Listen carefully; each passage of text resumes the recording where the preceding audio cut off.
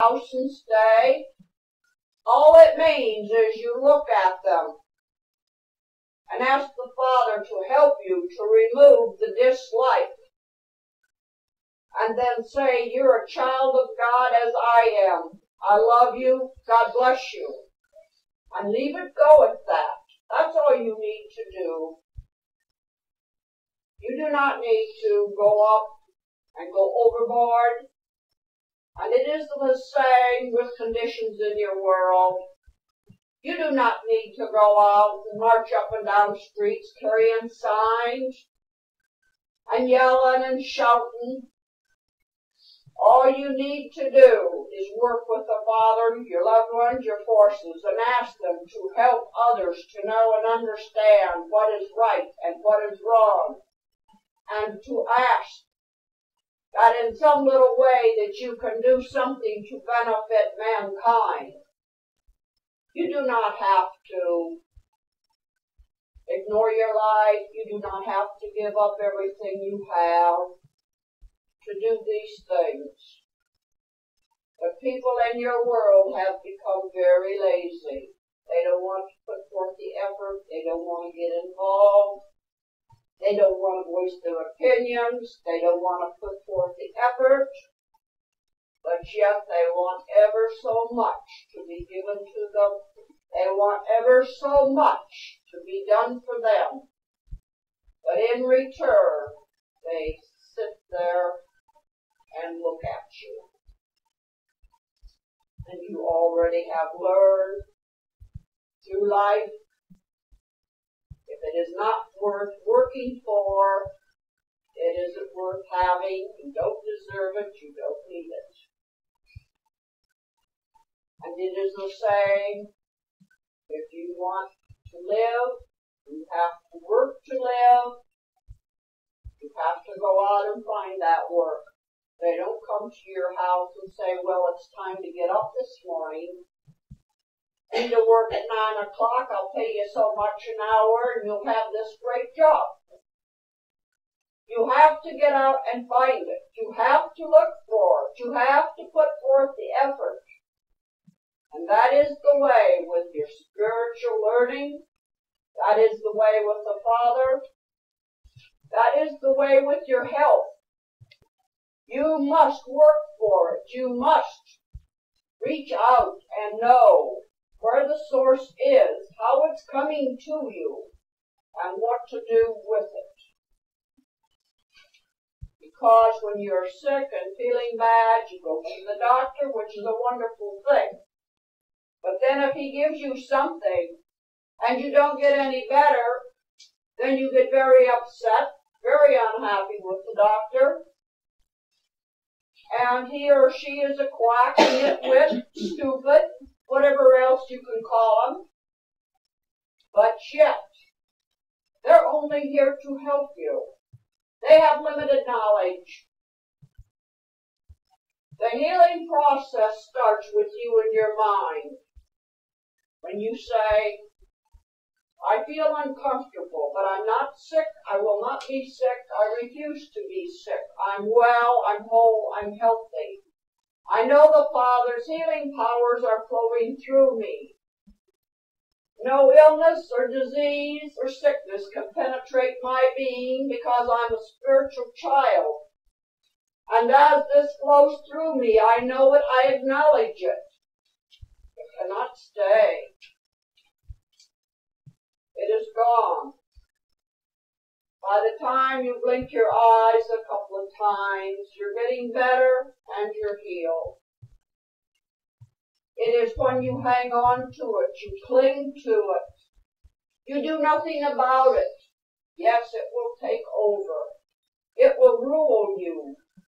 And that is the same with any condition in your world, in your life. As long as you say, yes, I know I'm having a terrible time. Yes, I can't get anywhere. All these conditions around me, I can't meet this person and do that. I can't pay my bills. I can't go out and have a good time. And on people go. If they would stop the negative approach yes, I will work. I know the Father and I will bring things about where I can enjoy life. I will have good times. All my bills will be paid. The things I want out of life to enjoy, to love, to cherish. As I work with the Father and my loved ones, as I work with the forces, it shall be given to me because I am a child of God. But I must do my part. I must help him to help myself. And I must take the first step. I do not ask God to take my step for me. I will take it myself. Whether it be healing, whether it be living in the material world, or whether it be just the fact to be closer to the Father and sharing his love. You must do it yourself. People can give you advice. People can direct you. But only you can make the decision. Only you have the ability to program your life for your fate or for your destiny into the future. And if you don't want to do it, you don't do it, then you're the one who will pay. You are the one who will suffer. You are the one that will go through life wondering, how's come this happened to you? How's come that didn't happen to you? And what's the matter with the world and everybody in it? And it all stems to one thing. You have to go to the Father. You have to examine yourself. And you must set your foot on the path and begin. Otherwise, that is why in your world many times they're referred to as lost souls. Because they refuse the Father. And to hear them tell it they are the only ones that accomplished anything, and what they have, whether it be money, possessions, the only reason they got it was because of them, because they did it, and they're it. Well, in our world, when you arrive here, you will know and discover that attitude is one no one should want or have, because they enjoy nothing. They're very unhappy, very disturbed mentally, and there is nothing in their life. Not even a little tiny atom is worth having or sharing, because they're greedy or hateful.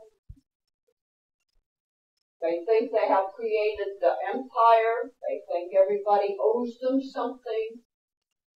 And they're afraid to share any of it for fear they might lose a pinch of it. So they are useless to mankind, and they are useless to themselves. But a true spiritual being will share all they have, whether it be love, a slice of bread, a smile, or a couple of pennies. Those are the truly beautiful people in your world today. You cannot sit on your doorstep and wait for life to deliver everything to you. You have to get off the doorstep and walk among the world as Jesus did for your just rewards, for your happiness, your love, and the greatest feeling in the